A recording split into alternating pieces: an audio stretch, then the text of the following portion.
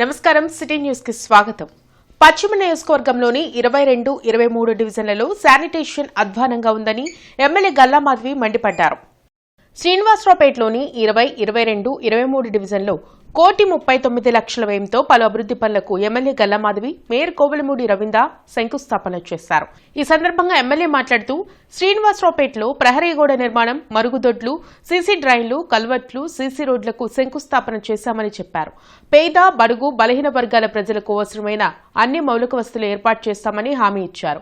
Water tank వద్ద గంజాయి batch అసాంఘిక కార్యకలాపాలు నిర్వహిస్తున్నారని, అందుకే ప్రహరీ గోడ నిర్మాణం చేపట్టామని తెలిపారు. సీఎం చంద్రబాబు నాయుడు సుమారు 500 కోట్లతో అభివృద్ది పనులకు అనుమతులు ఇచ్చారని వెల్లడించారు. త్వరలోనే 22, 23 డివిజన్లో శానిటేషన్ పనులు పూర్తి చేయిస్తానని హామీ ఇచ్చారు. ఈ కార్యక్రమంలో జనసేన నాయకులు ఆలహరి, నాగేశ్వరరావు, కార్పొరేటర్ బాబు, గుర్రం ప్రసాద్, డివిజన్ అధ్యక్షులు పాల్గొన్నారు. ఓవరాల్గా ఈరోజు 1,39,00,000 రూపాయల వర్క్స్కి శంకుస్థాపన చేసుకోవడం జరుగుతుంది. కంప్లీట్ ఈ ఏరియా మొత్తం కూడా ఎప్పటి నుంచో డౌన్లో ఉండడం వల్ల కాస్త వర్షానికి మునిగిపోతున్న పరిస్థితి కూడా కనపడతా ఉంది. డ్రైన్స్ కూడా ఇంకా మరిన్ని వేసుకోవాల్సిన అవసరం ఉంది. ఎప్పుడో టెండర్స్ వచ్చి ఇంకా వర్క్ నిమిత్తం రాని వాళ్ళందరినీ కూడా రీసెంట్గా అందరి టెండర్స్ని క్యాన్సిల్ చేసి మళ్ళీ కొత్తగా ఫ్రెష్గా వేసుకునే లాగా కమిషనర్ గారు, మేయర్ గారు చేయడం జరిగింది. ఏదేమైనప్పటికీ చాలా ఫాస్ట్గా ఇక్కడ ఉన్న వర్క్స్ అన్నీ కూడా పూర్తి చేసుకొని స్థానికంగా అందరికీ సౌకర్యార్థం ఈ రోడ్స్ని, డ్రైన్స్ని తీసుకొచ్చే ప్రయత్నం చేస్తాము. ఎన్నో సంవత్సరాల నుంచి పేరుకుపోయిన ఈ చెత్తని, ఈ యొక్క మురికివాడల్ని శుభ్రం చేసే కార్యక్రమంలో గుంటూరు తెలుగుదేశం పార్టీ ఆధ్వర్యంలో, ఎమ్మెల్యే గారి ఆధ్వర్యంలో జరుగుతుంది. అట్లాగే మా నారా చంద్రబాబు నాయుడు గారు కూడా ఈ గుంటూరు యొక్క ఏవైతే నగరపాలక సంస్థకు చెందిన 3 కాన్స్టిట్యున్సీలు ఉన్నాయో ఆయన ప్రత్యేక శ్రద్ధ చూపించి, ఆ శ్రద్ధలో భాగంగా ఒక బడ్జెట్ విషయంలో కానివ్వండి, దేనిల విషయంలో కానీ ఎటువంటి లోటుపాట్లు లేకుండా ఈ గుంటూరు మున్సిపల్ కార్పొరేషన్ బడ్జెట్ 500 కోట్ల పైచలకు బడ్జెట్. ఇది ఇమీడియట్గా కాంట్రాక్టర్లందరూ కూడా మీరు నాణ్యమైన వర్క్ చేయాలి. మీరు ఏదో ఇంతకు ముందులాగా ఏదో పిచ్చి వర్కులు చేసి పిచ్చి బిల్లులు పెట్టుకుంటే మాత్రం ఇక్కడ కుదరదు. గుంటూరు తూర్పు నియోజకవర్గంలో ఎమ్మెల్యే నసీర్ పర్యటించారు. పొత్తూరు వారితోటలోని అంగన్వాడీ స్కూల్ను పరిశీలించారు. ఇండక్షన్ స్టవ్ పరికరాలను డిప్యూటీ మేయర్ సజీలతో కలిసి ఎమ్మెల్యే నసీర్ అందించారు. కూటమి ప్రభుత్వం అధికారంలోకి వచ్చాక అంగన్వాడీ కేంద్రాలను బలోపేతం చేయడంతో పాటు పిల్లలకు, బాలింతలకు పౌష్టికాహారం అందిస్తున్నట్టు వెల్లడించారు. అవసరమైన చోట నూతన అంగన్వాడీ కేంద్రాల ఏర్పాటుపై ప్రభుత్వం దృష్టికి తీసుకువెళ్తామని నసీర్ స్పష్టం చేశారు. ఈ సందర్భంగా చిన్నారులకు గ్రాడ్యుయేట్ పట్టాలు అందించడంతో పాటు పలువురికి అక్షరాభ్యాసం చేశారు. కార్యక్రమంలో కూటమి కార్పొరేటర్లు, నాయకులు పాల్గొన్నారు. ఈరోజు పెద్ద ఎత్తున నిధుల్ని కేటాయించి ప్రతి ఒక్క సెంటర్ కూడా గుంటూరు నగరంలో ఉన్నటువంటి 167 తూర్పు నియోజకవర్గంలో 167 అంగన్వాడీ కేంద్రాలు ఉన్నాయి. అంగన్వాడీ కేంద్రాలు కేవలం నామమాత్రం కాకుండా ప్రతి ఒక్క పేటలో కూడా, ప్రతి ఒక్క డివిజన్లో కూడా రాబోయేటువంటి రోజుల్లో ప్రతి ఒక్క బాలింతలు కూడా అవసరమైనటువంటి పౌష్టికాహారాలు అందించడం, పిల్లలకు అవసరమైనటువంటి పౌష్టికాహారాన్ని అందించడం, దాని తర్వాత వాళ్ళ ఆరోగ్య విషయాల మీద కూడా పూర్తిగా డేటా మెయింటైన్ చేసి ప్రతి ఒక్కరికి అవసరమైనటువంటి వ్యాక్సినేషన్ కార్యక్రమాలు కూడా చేపట్టాలని చెప్పి సిడిపిఓ గారికి కోరడం జరుగుతుంది.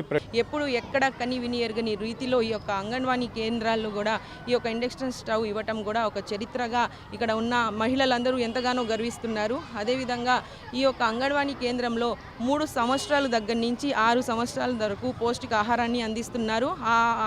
ఆ ఏజ్కి ఏమేమి కావాలో అది కూడా అందిస్తున్నారు. అదేవిధంగా 3 సంవత్సరాల నుంచి మళ్ళీ 6 సంవత్సరాల వరకు కూడా వాళ్ళకి ఏవి కావాలి అనే ఒక ప్లాన్ వేసుకొని, ఒక మెనూ వేసుకొని అది కూడా అందించడం జరుగుతుంది. మరీ ముఖ్యంగా కడుపులో ఉన్న బిడ్డ దగ్గర నుంచి స్కూల్కి వెళ్ళే వరకు కూడా పౌష్టికాహారాలు అందించాలి అని తల్లికి సంరక్షణ, పిల్లలకి పౌష్టికాహారం అందిస్తున్నారు. ఇటు లాక్టేటింగ్ మదర్ని కూడా పౌష్టికాహారాన్ని ఇస్తున్నారు. మరియు ప్రతి ఒక్కరి కూడా బాలింతలకు కూడా ఇలాంటి ఎన్నో న్యూట్రిషన్ ఫుడ్ అందిస్తున్నారు. రాకపోతే ఇంటికి కూడా వెళ్ళి పంపిస్తున్నారు. సింగయ్య మృతి కేసులో మాజీ సీఎం జగన్ కారును పోలీసులు స్వాధీనం చేసుకుని జిల్లా పోలీస్ కార్యాలయంలో ఉంచారు. ఈ సందర్భంగా వెహికల్ ఫిట్నెస్ ను రవాణా శాఖ అధికారులు నిర్వహించారు. ఎంవీఐ గంగాధర్ ప్రసాద్ ఆధ్వర్యంలో AP40DH 2349 ఫార్చునర్ కారును తనిఖీ చేశారు.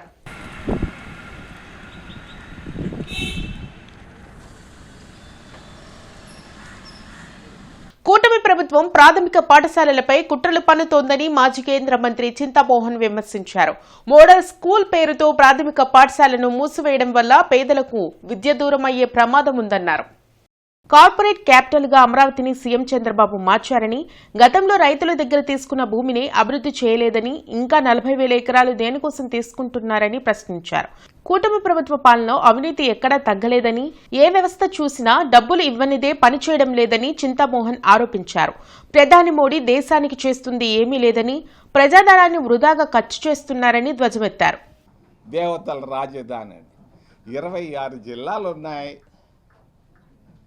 దాదాపు 23 జిల్లాల్లో ఉన్నటువంటి వాళ్ళు అమరావతిని ఇష్టపడటం లేదు. 26 జిల్లాల్లో ఉన్నటువంటి వాళ్ళల్లో రాయలసీమ జిల్లాల్లో ఉన్న వాళ్ళు ఇష్టపడటం లేదు అమరావతిని.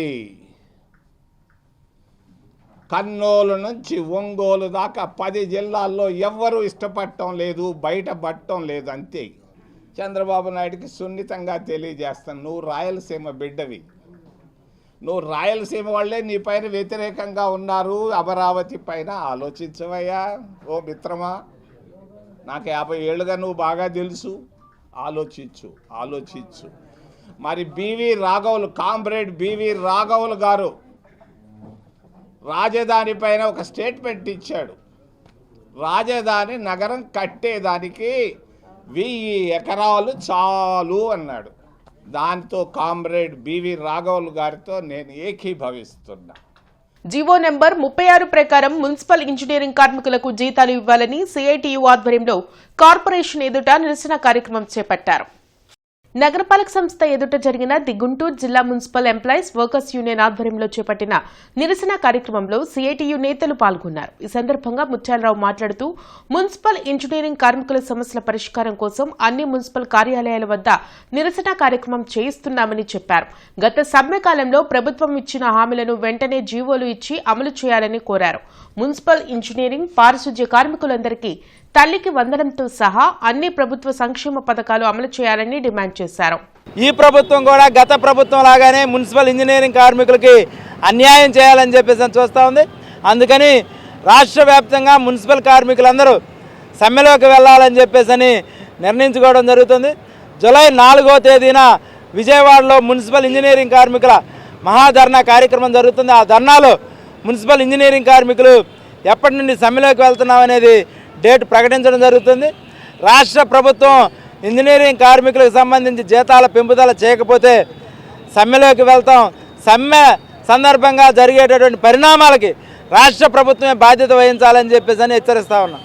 వాతావరణ కాలుష్యాన్ని నిర్మూలించాలని కడప జిల్లాకు చెందిన కోట కార్తీక్ చేపట్టిన సైకిల్ యాత్ర దిగ్విజయంగా సాగాలని బ్రాహ్మణ చైతన్య వేదిక రాష్ట్ర అధ్యక్షుడు సిరిపురపు శ్రీధర్ పేర్కొన్నారు. కార్తీక్ సైకిల్ యాత్ర గుంటూరుకు చేరుకున్న సందర్భంగా ఆయన బ్రాడీపేటలో స్వాగతం పలికి సంఘీభావం తెలియజేశారు.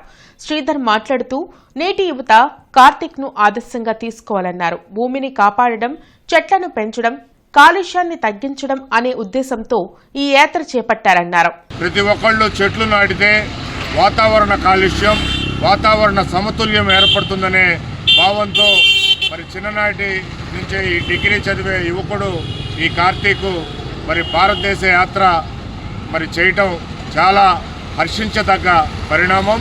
మరి యువత ఈ యువకుడు కార్తీక్ స్ఫూర్తిగా తీసుకొని వాళ్ళు కూడా చెట్లు నాటే కార్యక్రమం చేస్తూ వాతావరణ కాలుష్యం లేకుండా కనుక చేస్తే ఈ భూమి చాలా సుఖ సంతోషాలతో భూమి మీద ప్రజలు ఉంటారని చెప్పి ఆశిస్తూ ఈ యువకుడికి మరి సంఘీభావం తెలియజేస్తూ అతనికి ఇంకా మంచి కార్యక్రమాలు ఇలానే చేసుకుంటూ పోవాలని అతనికి అభినందనలు తెలియజేయడం జరిగింది.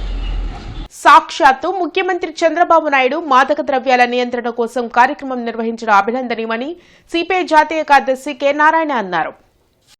కొత్తపేట మల్లయ్యలింగం భవన్లో జరిగిన మీడియా సమావేశంలో సిపిఐ జాతీయ కార్యదర్శి కె నారాయణ, రాష్ట్ర సహాయ కార్యదర్శి ముప్పల నాగేశ్వరరావు పాల్గొన్నారు. ఈ సందర్భంగా నారాయణ మాట్లాడుతూ, రాష్ట్రంలో గంజాయి సాగు గుర్తించి వాటి మూలాలను నిర్మూలించాలని కోరారు. నేడు చిన్న చిన్న దుకాణాల్లో పాన్ మసాలా, గుట్కా, ఖైనీ ప్యాకెట్లు తేలిగ్గా దొరుకుతున్నాయని, వాటి వాడకం వల్ల క్యాన్సర్ బారిన పడే ప్రమాదం ఉందని అన్నారు. వాటి తయారీ కేంద్రాలను గుర్తించి నిర్మూలించాలని సూచించారు.